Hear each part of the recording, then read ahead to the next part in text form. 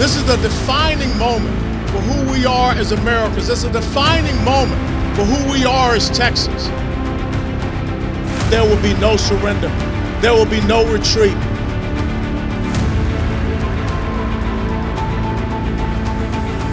If something is done wrong in Pennsylvania, Georgia, Michigan, and Wisconsin, and it affects other states, we have standing. All of our children and grandchildren have standing. The most important thing in keeping a republic is courage. We're not going to back up, pack up, slack up, or shut up until we've been taken up by the glory of God. We're not going to roll over. If there's anything this nation needs, it needs some people with a backbone, right? We need to grow a spine. We need to stand up and stand out, speak up and speak out, and push back against this tyrannical nonsense that we are seeing in the United States of America. Every life brings love into this world. Every child brings joy to a family. Every person is worth protecting. I know it's a human being. I know it has a heartbeat. I know there is life there. And I know it is innocent. And I'm willing to kill it. We have sunk to a new low in our society. You talk about freedom of speech, it doesn't mean anything without the Second Amendment. Freedom of press, freedom of expression, the freedom to petition your government for redress of grievances. It means nothing if you ain't being able to carry one of these. The greatest gift that God gave us was eternal life. The next greatest gift God gave us was these United States of America. God bless you all, and thank you.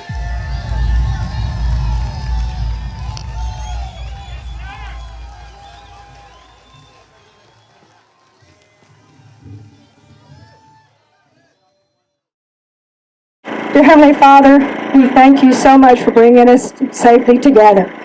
Thank you for our red Texas state. Please watch over our state leaders and those gathered here today. We pray for your guidance to make decisions to honor you. May your will be done. Dear God, please don't let me cry, because I'm so passionate about this state and those who are gathered today. We know that we are in your hands and your will be done. We pray for safe travels, and may we continue to be your Christian leaders. We ask all this in your precious name. Amen. Amen. Tyler Krause.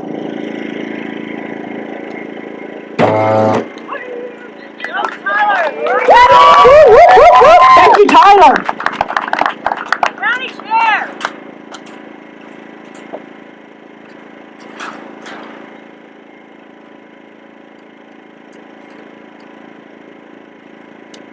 How's everybody doing today?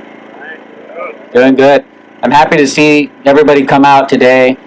You know, in Webb County, we haven't been known to be a very Republican county over the years. And so it's very encouraging that our State Republican Executive Committee came down here. You know, they're seeing the change. We're all seeing the change in Laredo towards a more conservative philosophy of government, because that's what we really need. And I'd like to take time right now to recognize some of our elected officials that are here right now. We have Maggie Witt from, she's an SREC member from SD 8. And we have Jill Glover, who's an SREC member from District 12. We have Adam Slayer, who's a former candidate for Texas House District 118. I'm not sure if he's here right now, but if he is, we'd like to recognize him.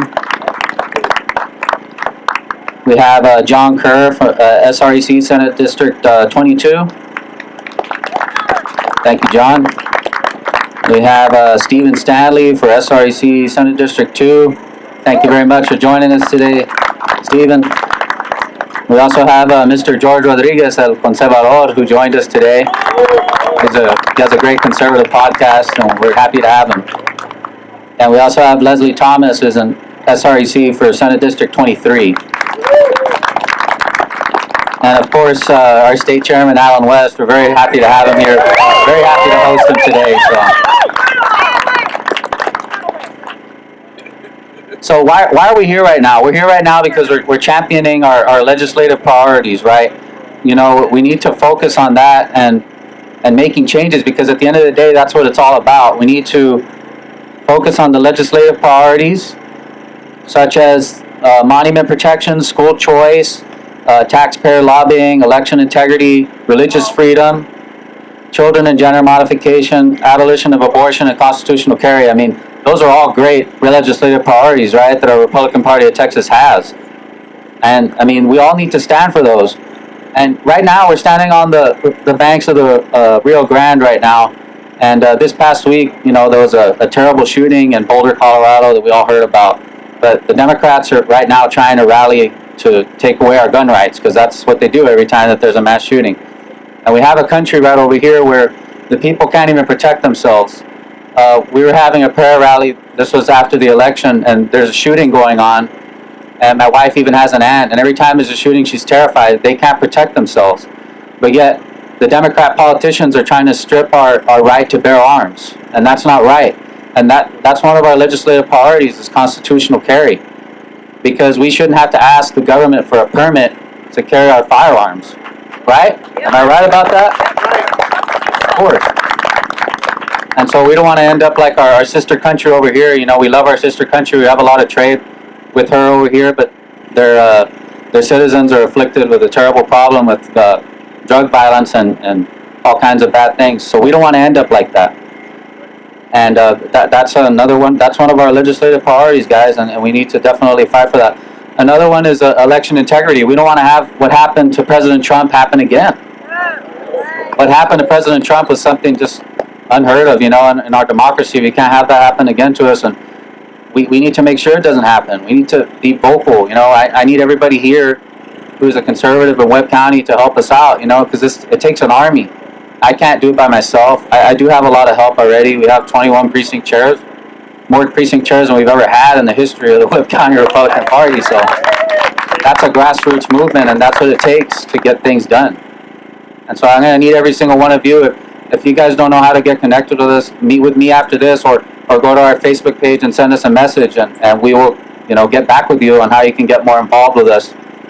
But, you know, that's all I have for you guys right now. But I'm just very happy that everybody's out here right now, and thank you for coming out.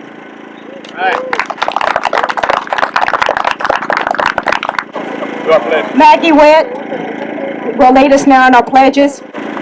Please join me in the pledge to the United States.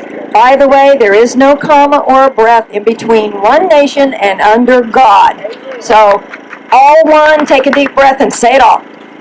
I pledge allegiance to the flag of the United States of America and to the republic for which it stands, one nation under God, one. And honoring the Texas flag for the greatest state in the nation, and we're going to keep it that way. Honor the Texas flag. I pledge allegiance to thee, Texas, one state under God, one and indivisible. God bless Texas. Melissa Castro will now sing our national anthem. Is she here?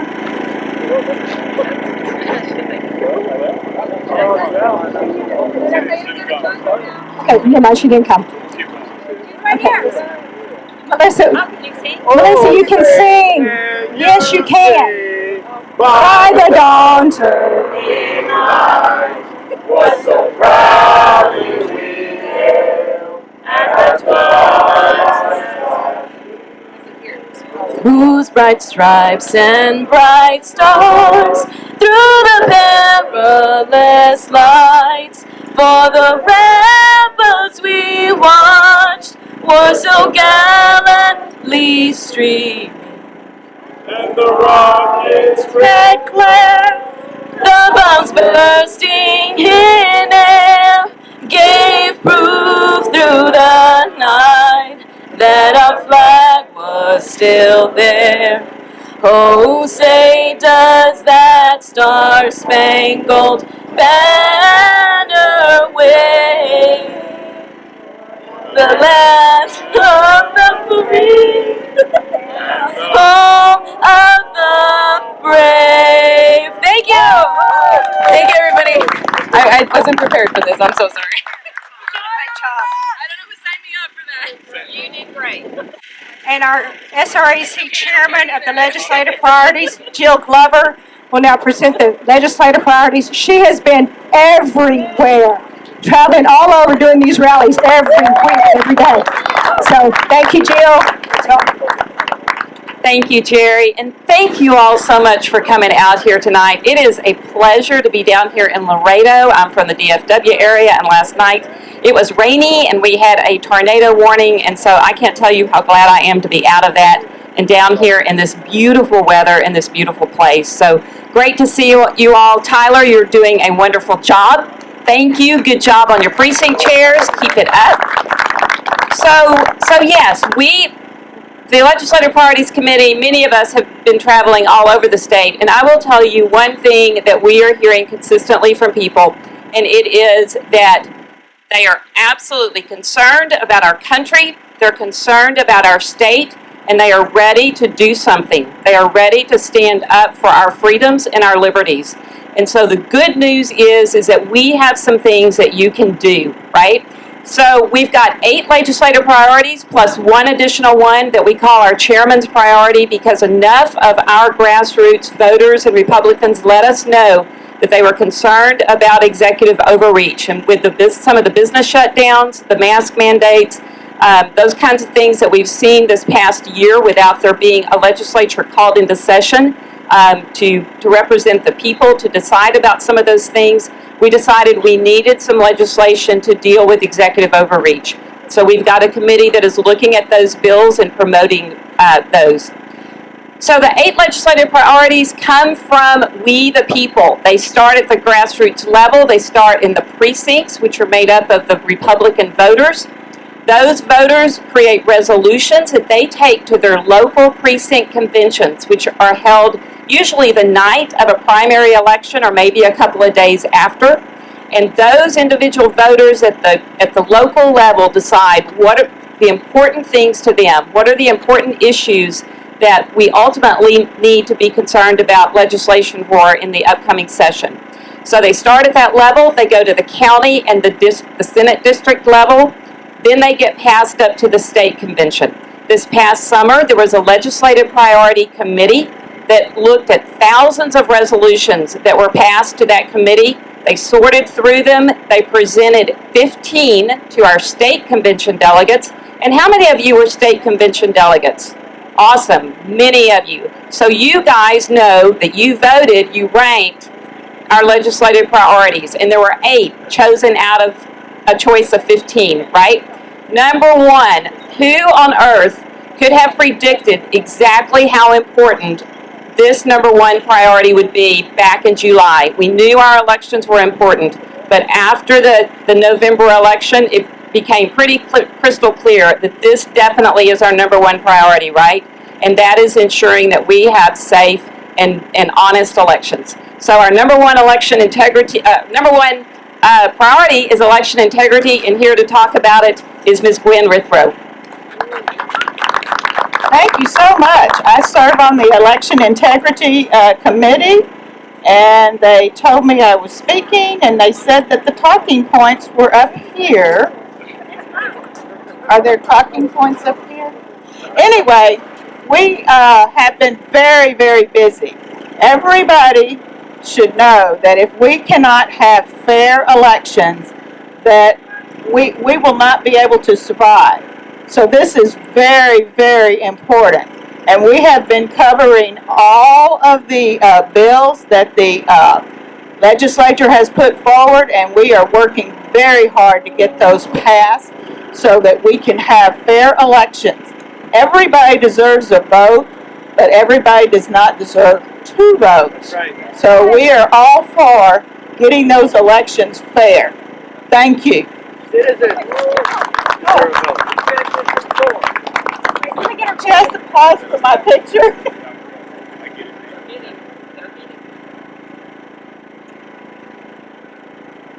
Thank you. Thank you so much for being here. This is so important.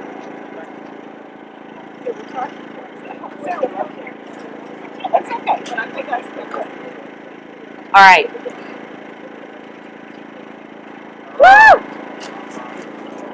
Our second legislative priority is religious freedom. again, in light of some of the things that we have seen this past year with some of our churches being restricted in the amount of people who could come inside and worship at any given time, or even being allowed to be open at all, we didn't have any idea how important this particular liberty is for us until we experienced some of the things that we did. This priority is important for another reason. There is a bill in Washington, D.C. in the Congress called H.R. 5, and it's called the Equality Act. But it is anything but about equality. It's really about suppressing religious liberty of people of faith. And so this priority will be supporting legislation that protects our freedoms of conscience and freedom of religion. And we have got a pastor who's going to come and speak a little bit about our religious liberty. Pastor? Hi, I'm Pastor Brad Burks from Brownsville, and of course Brownsville, Texas. This Equality Act is going to do... There's a lot of people I disagree with, but I don't try to force them to think like I do. And that seems to be the goal of the Equality Act. If the Equality Act passes, and I'm hiring staff for my church, and I'm determining the criteria for who I'm going to hire, I cannot say that it's someone that disagrees with the biblical stands that we have concerning marriage, one man, one woman. If I disagree with what Romans chapter 1 says about homosexuality, then I'm going against the law, according to that the Equality Act, the so-called Equality Act. Here in Texas, we're blessed that I can refuse to marry a couple a same-sex couple, because I don't believe in that. The Bible's clearly against that.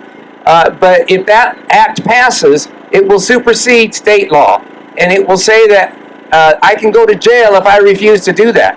A few weeks ago, we read the illegal Bible verses.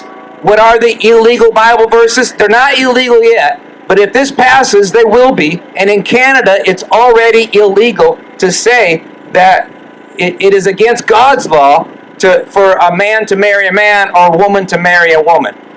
You wonder why the left is so confused about so many things. Romans chapter 1 says very clearly that when they go down that path and they refuse to do what God says concerning marriage, that God gives them over to a reprobate mind to do things that are unfitting. And it's not just about same-sex marriage. It flows on into every area of thought. Everything from what's good for the economy. They can't even understand what's good for the economy. Why? They have a reprobate mind. They have a twisted mind. And it covers every issue. When you deny what God says, He denies you common sense. That's why we're so short on common sense in this nation. When we start telling lies, and I'm going to make a declaration here today. Very soon, God is going to start holding people accountable who know the truth and choose to tell a lie. And the higher that position is that person holds, the more severe that judgment will be. And when that starts happening, people are going to start catching on. Even CNN might catch on at that point, that they have to tell the truth or God is going to hold them accountable. We need to speak the truth concerning the so-called Equality Act.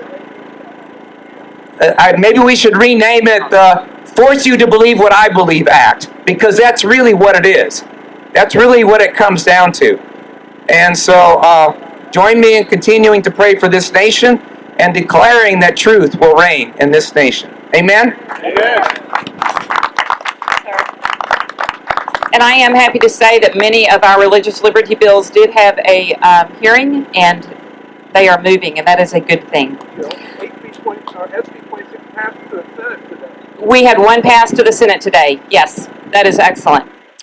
All right, our third legislative priority I'm going to talk about, and I'm going to take off my legislative priorities chair hat and put on my counseling hat to talk about this one.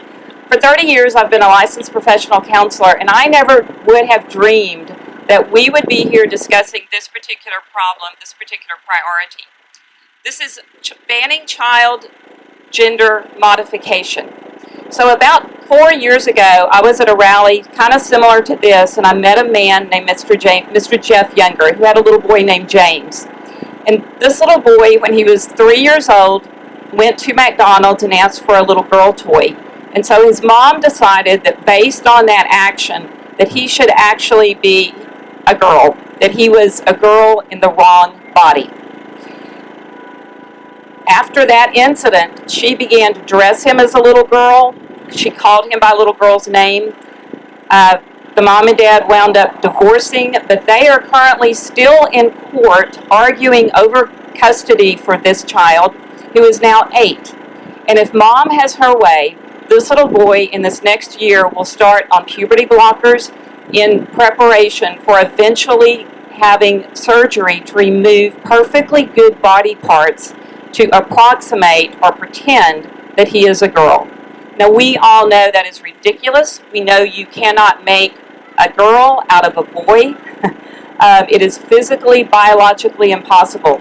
But there are now those in the medical profession and in my own counseling profession who have simply lost their minds. And they are willing to perpetrate fantasy on children in the name of political correctness, and it is wrong. And we are losing children. We are harming children. We are abusing children, and it must stop. So this legislative session, we have got some really good bills to ban this practice. And again, it's on children under 18. I'd love for it to be 21 and under because brains still are developing in the early 20s. But even if we can get this for kids under 18, this will buy children time to grow up. Because here's the thing, up to 94% of kids who suffer some kind of gender dysphoria eventually outgrow it by their early 20s, by the time they complete puberty. So we want to give kids time to grow up, and then they can make the decision what they want to do with their bodies, because that's what liberty is about, right? We get to decide what to do. But we want to protect innocent children. So HB 68 and HB 1399 are two bills we have in the House. We are urging Representative Click, who is the chair of the Public Health Committee, to schedule a hearing for these bills. They need to be heard so that we can move them down the process. So that is banning gender modification. Thank you. Our next legislative priority is abolition of abortion. You know, Republicans have had the governorship and the legislature for quite some time now, and we have still not abolished abortion in the state of Texas, and it is time we do so. Speaking on that is Mr. John Carr.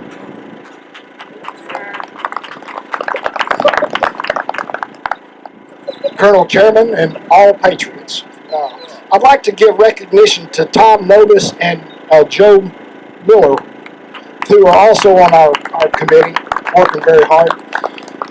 You know, the Declaration of Independence, the very first thing that is a God-given right is life.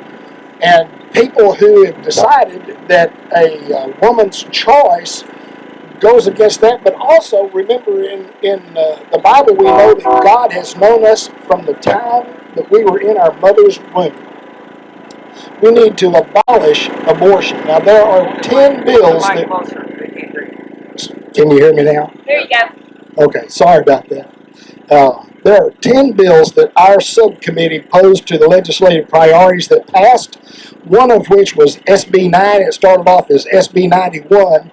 And what that bill says is that abortions are abolished except to if the mother's life is in serious jeopardy. There are others that I think are even better than that. And one of them attacks the constitutionality of Roe v. Wade. It says that Roe v. Wade is an unconstitutional provision, so we're not going to enforce and abide by that in Texas.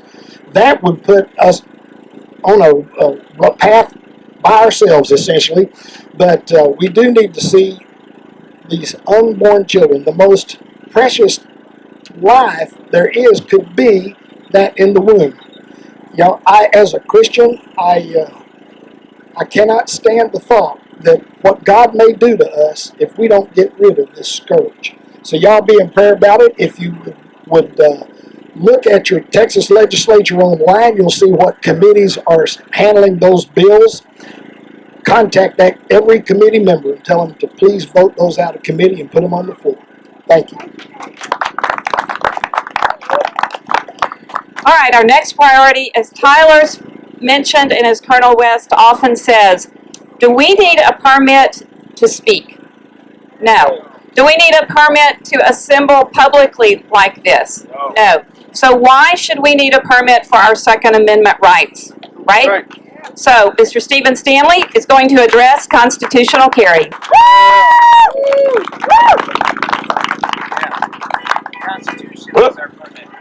Right. Good evening, everyone. My name is Stephen Stanley. I'm the SREC committee man for Senate District 2, which is for Senator Bob Hall, which is obviously the most conservative senator in the state of Texas. So we have Jerry Fisher and I, we have the great privilege of working with a senator on a very regular basis. Here recently, we were actually, the Legislative Priorities Committee, we did an event out in Mount Pleasant, very deep East Texas. And it was kind of surreal for me because when I was 7, 8 years old, we actually lived in Mount Pleasant. That's where I first got my first shotgun and actually first fired a weapon. And it was, and then, you go almost 50 years down the road, and here I am, helping to represent, both the Republican Party of Texas and our conservative beliefs that the Second Amendment means something. When our founders, wrote the Constitution, that was one of the things that nothing impedes our right to keep and bear arms. And now, the last week, 10 days, we've had the 2 mass shootings that have, all it's done is stir up the left, and even the Biden administration is even talking about gun confiscation again. So if we don't do something right now to protect our Second Amendment rights in the state of Texas, we may not have them for very much longer. Right now, there's, the bill filing deadline is passed. There's been 153 bills filed, both in the House and the Senate, relating to guns, and that's anything from, getting additional taxes on your ammo to, where you can carry them, et cetera, et cetera. There's only 2 bills that have technically been filed that actually meets our charge that came from you, the grassroots out of our convention. The first one that was filed was from Representative Kyle Biederman out of Fredericksburg, House Bill 1238.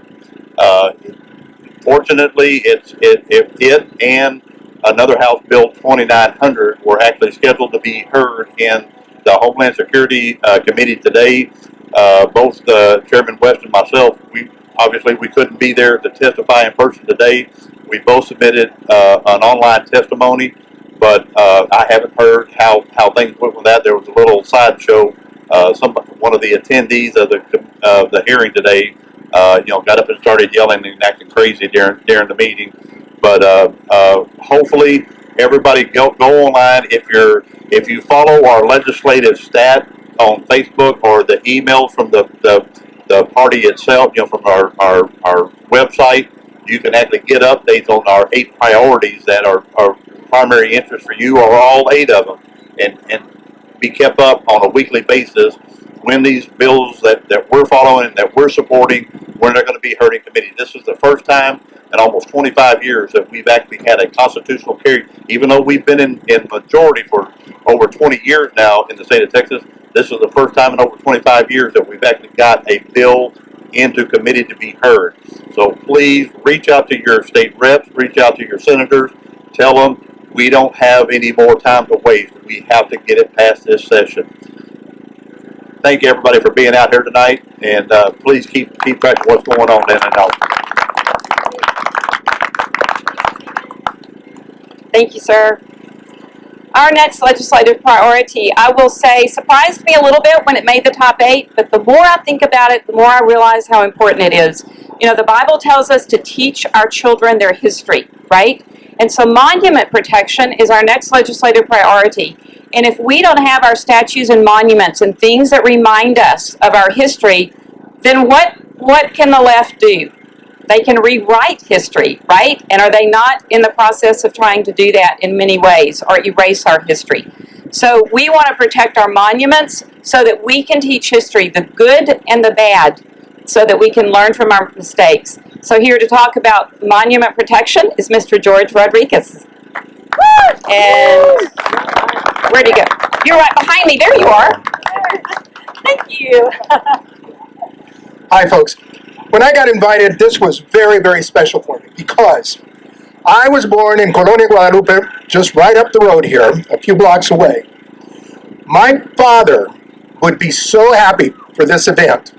He left Laredo in 1950 because he was a Republican. And you know who were the people that helped to move him out? The Brunis. The Brunis. They're still in power. My goodness, folks. I want to tell you about the history of Texas, the history of Laredo, because it is our history. Here I sit. My name is Rodriguez. I am of Mexican descent. My family on my mother's side came across that river.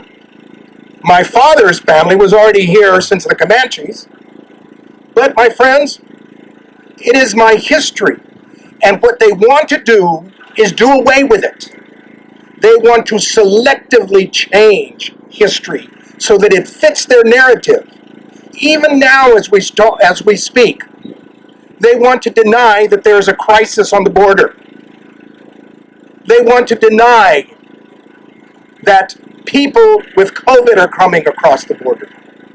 They want to deny that people in Laredo support Trump and are Republican. My friends, once they start playing around with history, and monuments are the most visible part. You know, here in Laredo, they had, I don't know if they're still going to have it or not. Very interesting, because last year, they didn't have it because of COVID, but the George Washington celebration. And the reason that the George Washington celebration began in Laredo, way back in the 1800s, was because people in Laredo, Hispanic Americans, Americans of Mexican descent, whatever you want to call them, they wanted to affirm their ties to America, not to Mexico. So they had this huge celebration, which is the largest celebration that Laredo has, called the George Washington celebration. Well, last year, heaven forbid, did you know that Washington owned slaves? Oh my gosh. Well, did you know that George Rodriguez is a white supremacist? You know. There's a word for that. Pendejos. My friends, when they start tearing down monuments, they start destroying our history. And it is our history. One of the most visible monuments that they're after right now is the Alamo in San Antonio. They are determined to minimize the Battle of the Alamo. They are determined to make the defenders of the Alamo not so heroic. They are determined to declare that Texas came about because of imperialism, because of cultural genocide. They are determined, they being the Democrats, because my friends, these are not Democrats like in the olden days. As far as I'm concerned, these are commies. These are demented, delusional people. I mean, when you've got folks that deny that people are coming across the river in droves, or when they claim that, you know, that we are science deniers because we don't accept climate change, but they tell you that a man can have a baby. Who's the delusional? You know, the situation that we've got, my friends, is that we've got to defend our history. People who are insecure, just like he said a little while ago, people who are insecure and immature are the folks who are driving this insanity. They are insecure, and therefore we are supposed to like them. You know, I joke with Kyle Biederman a lot, and I tell him, you know, that I would like some state legislation that forces people to like me. And if they don't like me, they got to give me money. How about that? You know? This is the reality. Well, my friends, you don't have to like all of the history, but it is our history, and we learn from it. It is not Chicano history, it is not black history, it's American history. It is Texas history. And as such, my friends, we are either Texans and Americans, or we're insecure folks who want special attention. You decide. My friends, the issue of monument protection must be defended. We have to protect our history. We must not be ashamed of it. We have made mistakes, but we have corrected them. Thanks to the Constitution. We have corrected them. And we've corrected them because we understand the history. If we don't understand the history, my friends, where are we at?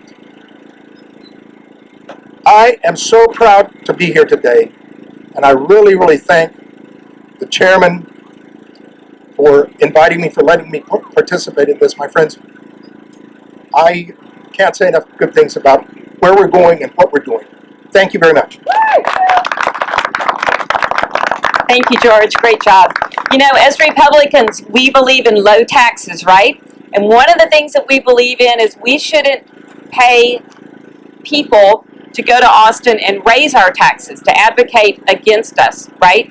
So speaking about banning taxpayer-funded lobbying is Gail Stannard.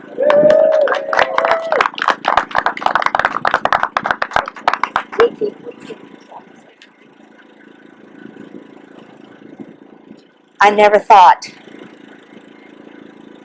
3 years ago when they asked me to be on the Legislative Priorities Committee and to be the working group chair that I would be going around the state making speeches. But today I am here because I think this is the most important priority that we have, and let me explain why. In the primary in 2020, March, you spoke with your votes. You said by 94.29% that you wanted the state legislature to end or ban taxpayer-funded lobbying. You know what that is? That is your tax dollars that you pay in property taxes and sales taxes and every kind of taxes into the state coffers or into your local government coffers are being used against you to raise your taxes. And we want it stopped. Representative Mays Middleman has a bill, HB 749, says it is time to stop diverting local money away from police, firefighters, teachers' pay, and infrastructure improvements like roads to line the pockets of Austin lobbyists. And we do need to do that. I'm not going to give a long speech about all of this stuff, but I will tell you this. I got a hold of a letter this week from the County Judges and Commissioners Association of Texas. They, in turn, belong to the Texas Association of Counties, which had sent them a letter. And in that letter, it was telling them all about what HB 749 and SB, the Senate Bill 234, say, because they're identical bills. And I read this letter.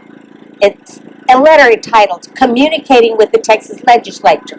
In other words, it's telling the county judges and the county commissioners, this is how you tell them that you don't want this bill to pass.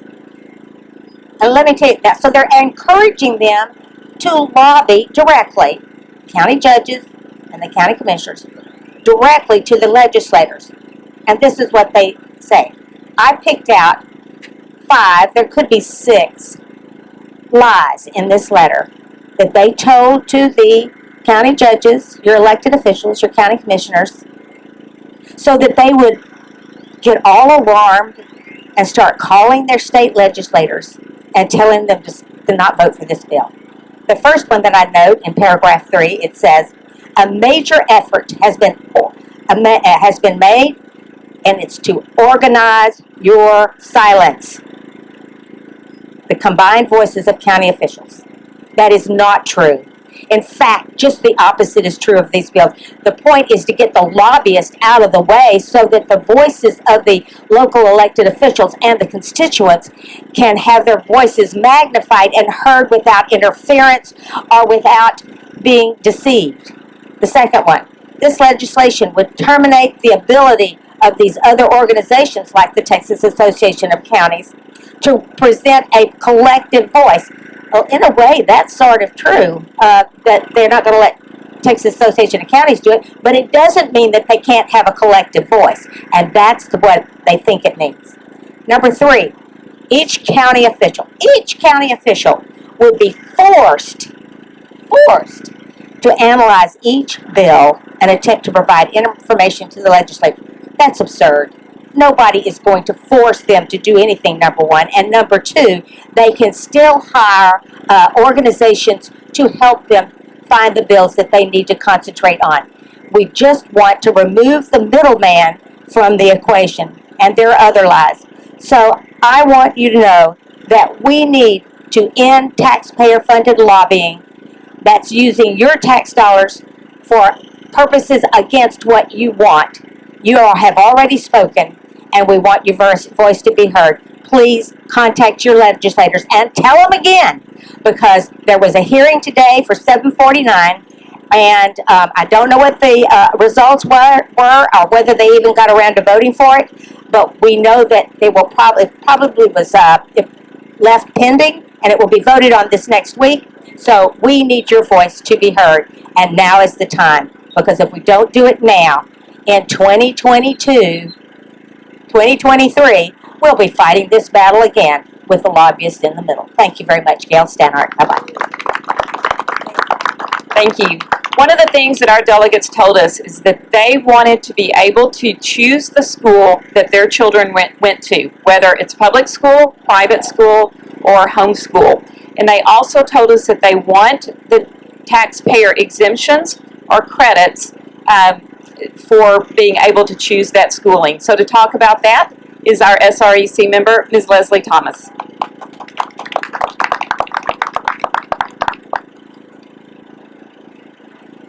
Hello, I'm Leslie Thomas. Mark Gerazio is the chairman of this subcommittee, and I urge you to connect with him if this is an issue that you're interested in. I'm speaking on behalf of him because he couldn't make it today. I am a homeschooler. I've homeschooled, I have 6 kids. I have 2 that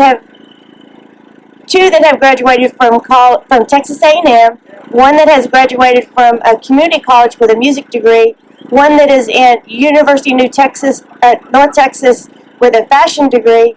My son is a sophomore in college, but a junior in high school, and I have a 9-year-old, so I'll never be done. I'm just going to die homeschooling. So I guess that's why he asked me, because homeschooling picked me, I didn't pick it. I had kids that were sick, and this was our way of getting their school while taking them to the doctors or while they were in the hospital. But it became a way of life. I never thought I would homeschool. But I'm glad I live in Texas, because Texas, if it's not the freest state in the union for homeschooling, it's right. It equals nothing.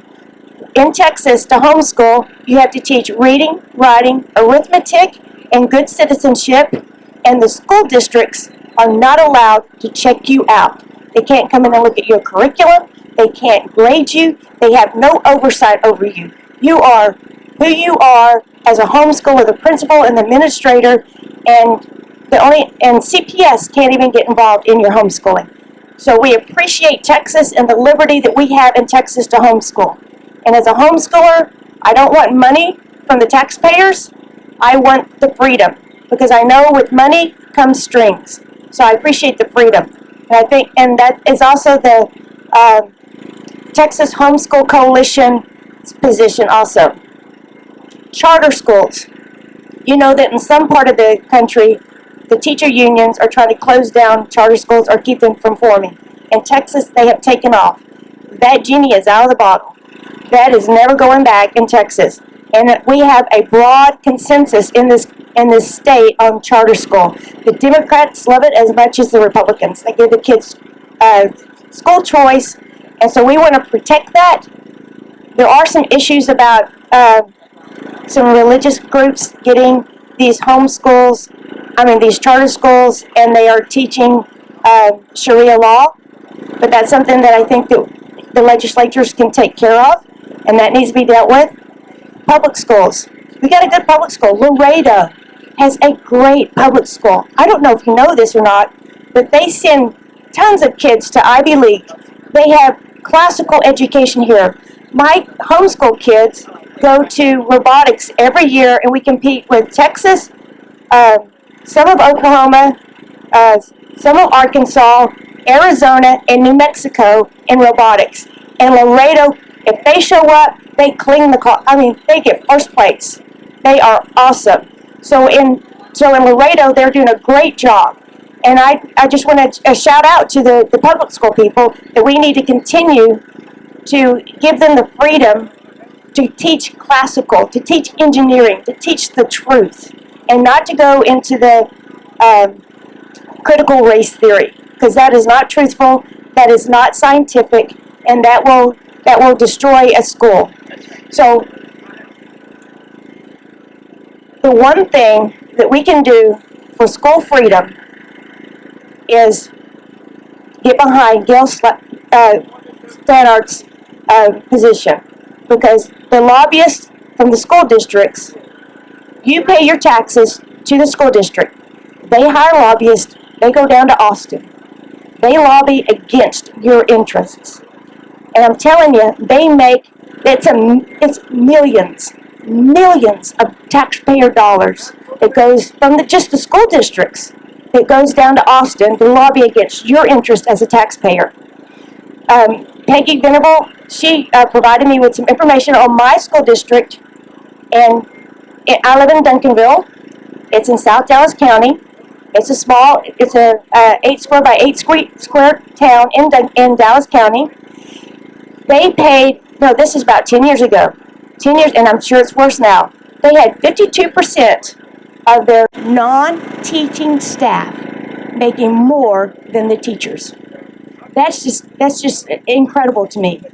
So it's top heavy. The teachers aren't getting the resources. The teachers aren't getting what they need, and it's the lobbyists that are doing damage to us. So if you want to support school, I suggest that you get behind Gail Stannard's position in stopping the lobbyists, and from that point we can move forward. Thank you so much, Leslie. To talk about our chairman's priority about executive overreach is our SREC committee man, my SREC committee man from Senate District 12, Mr. David Wiley. Thank you very much. It is great to see y'all out here tonight. I'm hurrying. I'm going to speak about the executive overreach priority. The legislative priorities have been around for a number of years, formed a convention by rules set up on how they're done, but every now and then leadership is needed. And the chairman hearing from the grassroots, probably about 50% of the phone calls we were getting were related to the constitutional or unconstitutional governor's mandates and the overreach that the governor expressed in handling the pandemic and everything about it, whether it was shutting down businesses, shutting down schools, mandates about where you live and what you do and what you wear. People wanted change, and so the chairman said we need to get a group together on the SREC that will manage the bills that come through the legislature, just like y'all do for legislative priorities related to executive overreach. I was in Austin 2 weeks ago as House Bill 3 by Dustin Burrows, which put into law everything that the governor did. It said the governor shall do this next time. We like it so much, we want him to do it the same way. And that's a bill we had to work against. The chairman filed his opposition to it. I was able to speak against it. They heard our voice. We were effective with our work. And that included the input from a lot of grassroots folks just like y'all. That's why we do all of this work. The bills need to get filed. The committee hearings need to get heard. The people need to be involved, both working for the passing of good bills and working to stand against bad bills. Just like executive overreach is a bad thing, we can't let them put that into law. And so we're working against it, and we're looking for limits on how long the governor addresses a disaster. Thank you very much. All right, we're going to add one more little bonus speaker because of where we are and with immigration being such a critical issue for our state. We're going to ask Mr. Ray Gonzalez to have just a few words. Thank you. Thank you so much. I'm Ray Gonzalez, former candidate for Congress in Deep South Texas. And I tell you what, some folks refuse to call this a crisis, but when Poland was being invaded, World War II, many other people didn't call it a crisis, but I guarantee you the Polish did. And so I want to read something real quick and ask you whether you agree with this. With migrants who have no legal basis for entering our country pouring in at a rate that overwhelms the Border Patrol, what are we in Texas to do with its effect? Our safety is threatened as the cartels enjoy open borders, passing guns and money south and drugs and sex slaves north, while the attention of border agents is distracted with the surge of illegal crossings. To top it off, some folks entering our country illegally are apprehended, test positive for COVID-19, and then released into our community. To whom can we appeal our grievances? Certainly not to Democrat Congressman Filemon Vela, and I'll add Henry Cuellar and Vicente Gonzalez. Certainly not to President Biden, who's repaying his friends who put him in office with his silence and weak jabs at a problem that requires a knockout punch. The America First policy of the previous administration is looking better with every passing day. We must ignore the cancel culture threats and just speak truth to power. Mr. President, you are weak, and you are surrounded by persons who would sacrifice America in exchange for political power. Mr. Vela, you, sir, are a sellout. Please resign and dedicate your life to charity missions to impoverished countries if your heart so desires. I call on Governor Abbott to act as president of a sovereign country. Convene an emergency joint session of the Texas legislature to declare Texas's intention to exercise its constitutional right under Article 1 of the U.S. Constitution. Declare that an invasion of Texas is actually happening and that danger is imminent and will not admit of delay. Hold a live televised address to Texans explaining the need to act decisively in the absence of leadership from Washington. Request emergency funding for the Texas Military Department from the Texas legislature.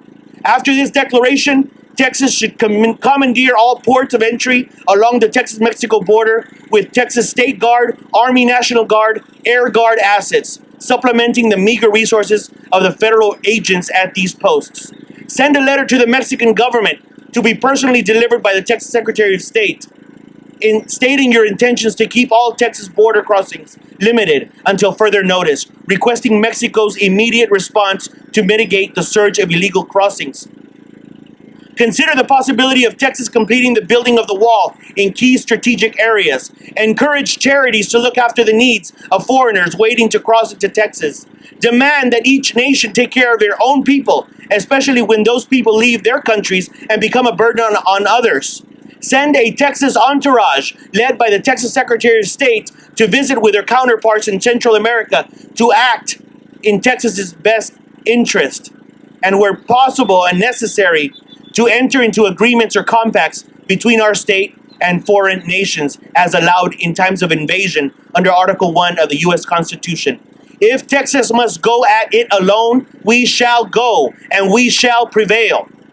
Leadership requires courage. This strong stance in defense of Texans will cause enough neighboring states to follow suit and, with any luck, eventually translate into enough political pressure to overcome the impasse in Washington, forcing it to take decisive, meaningful actions that are in America's interest above anything else. Do you agree? Yeah. I wrote that. And it was actually published in Harlingen, Texas. So there are enough of us that feel this way, and I encourage you to stay plugged in. Thank you very much. Thank you, sir. Very well said. Great job. And it's true. You know what? We may be a small minority just here tonight, but you know what? It doesn't take a whole lot of people to stand up for what's right, right?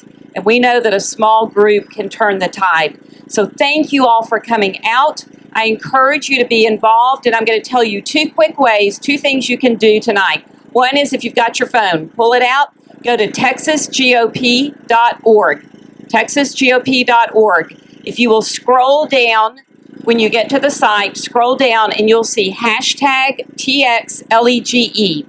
We have all kinds of resources there on how to contact your representatives, and we encourage you to engage with them and sign up for my Legislative Priorities Report and what we call our STAT email, where we keep you updated on the issues and these bills. So that's at texasgop.org.